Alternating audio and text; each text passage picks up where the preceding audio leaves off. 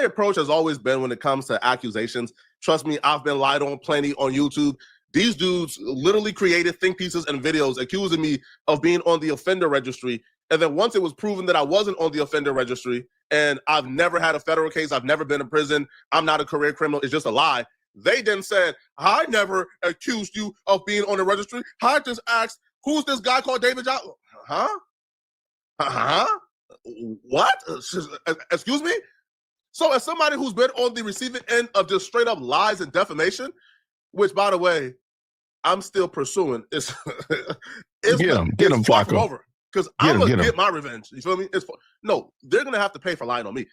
I've always been on the side of is on the person who's making the accusations to prove it. It's on the person who's making the accusation to prove that whatever they're saying is true. So if Candace Owens saying, give me blood DNA to prove that you're not this, that's not really how it works. You're supposed to prove this person is that, right? You know, like it's on you.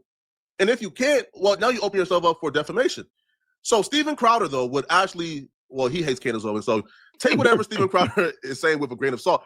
But Steven Crowder would make a video where he says that they actually provided Candace Owens with plenty proof that Brigitte was not born Jean Macron. Doctors to take your blood, figure it out real quick, however you want to go about this. Hey, how about just giving us some pictures again of you growing up, raising your children? That would be fine. Yeah, so here's the problem, and if you read the entire filing, and I read 100-something pages of it last night, they actually already did directly send proof to Candace, said pictures, childhood pictures of Brigitte. They did send evidence of Brigitte's biological motherhood of 3 children. They did send pictures of her first, of her wedding when she was young. And there already is sworn testimony, for example, from the children and from the, I don't know if sworn testimony, but the previous husband. So she's now moving goalposts and saying, take a blood test. They did also, by the way, send the birth announcement, not a certificate, but an announcement. So newspaper clippings, pictures, sworn testimony, evidence, and this has all been provided to her for a long time. Now, remember, Candace went public and said that President Trump called her and told her to back off Brigitte. The issue is, as always, there's no proof. There's no proof that it happened. Other than, I don't know, subjecting herself to a striptease, and even that may not be enough, because Candace may say, I don't know, there's gender surgery going on now to where they can remove the bottom half. Other than that, which I don't feel like no first lady will subject herself to being stripped down for somebody to come and verify so Candace Owens' mind can be appeased, or giving her blood to Candace Owens. Like, other than that, I feel like the only other, like, option is to what? Like, send in, yo, here's the birth records of my kids. Yo, here's, the birth being announced in the newspaper. Yo, I was married before, too. But that still was not enough for Candace Owens. Candace Owens now says she wants blood samples so she could verify that she was born Brigitte Macron and not Jean Michael. Now, the twisty part about this is Jean Michael. Okay, so real quick. Here's a theory that I have. Shout out to Mark from the Harrisburg campus. Good to see you, brother.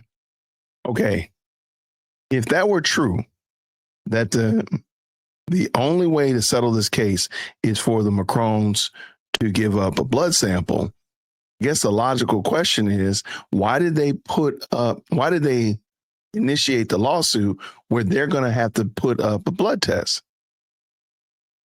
Because she's a woman. I mean, unless it is like bona fide crazy, like why would they do that if they know they're going to have to give a blood sample in order to prove defamation? They know she's a woman. But this is going to get interesting. So shout out to Flakko.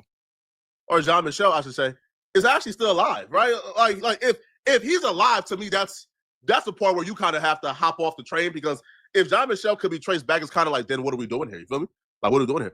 Now, I'm not going to go as far as Steven Crowder claiming that Candace Owens may have lied about the Trump thing. I do believe that Trump called her, because if Trump didn't call Candace Owens, Trump would be on Truth Social calling Candace Owens a fat liar. Like, so yeah, I do believe that Trump did tap in, because this was something that the French president really cared about.